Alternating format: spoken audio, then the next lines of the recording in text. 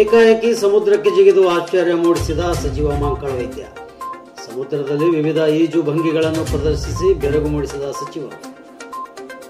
ಬೆಳಕಿಯಲ್ಲಿ ಕೃತಕ ಬಂಡೆಗಳ ಅಳವಡಿಕೆ ಉದ್ಘಾಟನೆ ವೇಳೆ ಮೀನುಗಾರ ಸಚಿವ ಮಂಕಾಳ ವೈದ್ಯ ಯಾವುದೇ ಭದ್ರತೆ ಇಲ್ಲದೆ ಅರಬ್ಬಿ ಸಮುದ್ರಕ್ಕೆ ಹಾರಿ ಆಳ ಸಮುದ್ರದಲ್ಲಿ ಈಜುವ ಮೂಲಕ ತಮ್ಮ ಶೌರ್ಯ ಪ್ರದರ್ಶಿಸಿ ಎಲ್ಲರನ್ನು ಬೆಚ್ಚಿ ಬೀಳುವಂತೆ ಮಾಡಿದರು.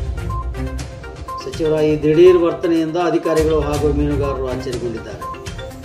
ಶನಿವಾರ ಸುಮಾರು 5 ನಾಟಿಕಲ್ ಮೈಲಿ ದೂರದ ಆಳ ಸಮುದ್ರದಲ್ಲಿ ಕೃತಕ ಬಂಡೆಗಳ ಅಳವಡಿಕೆಗೆ ಚಾಲನೆ ನೀಡಲಾಯಿತು. ಅಧಿಕಾರಿಗಳು ಮತ್ತು ಮೀನುಗಾರರೊಂದಿಗೆ ದೋಣಿ ಮೂಲಕ ಸ್ಥಳಕ್ಕೆ ಆಗಮಿಸಿದ ಸಚಿವರು ಬಂಡೆಗಳನ್ನು ಸಮುದ್ರಕ್ಕೆ ತೆಗೆದರು. ಬಳಿಕ ಪತ್ರಕರ್ತರು, ಮೀನುಗಾರರು ಅಧಿಕಾರಿಗಳ ಸಮ್ಮುಖದಲ್ಲಿ ಏಕಾಏಕಿ ಸಮುದ್ರಕ್ಕೆ ಹಾರಿ ಈಜಲು ಆರಂಭಿಸಿದರು. ಅಲೆಗಳ ಮೇಲೆ ಅರ್ಧ ಗಂಟೆಗೂ ಹೆಚ್ಚು ಕಾಲ ಸಮುದ್ರದಲ್ಲಿ ತೇಲಿ ವಿವಿಧ ಈಜು ತಂತ್ರಗಳನ್ನು ಪ್ರದರ್ಶಿಸಿದರು.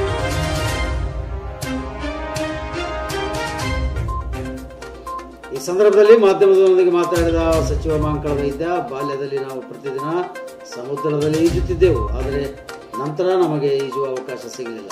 ಇಂದು ಬಹಳ ಸಮಯದ ನಂತರ ನಮಗೆ ಇದಕ್ಕಿದ್ದಂತೆ ಅವಕಾಶ ಸಿಕ್ಕಿದೆ ಎಂದರು.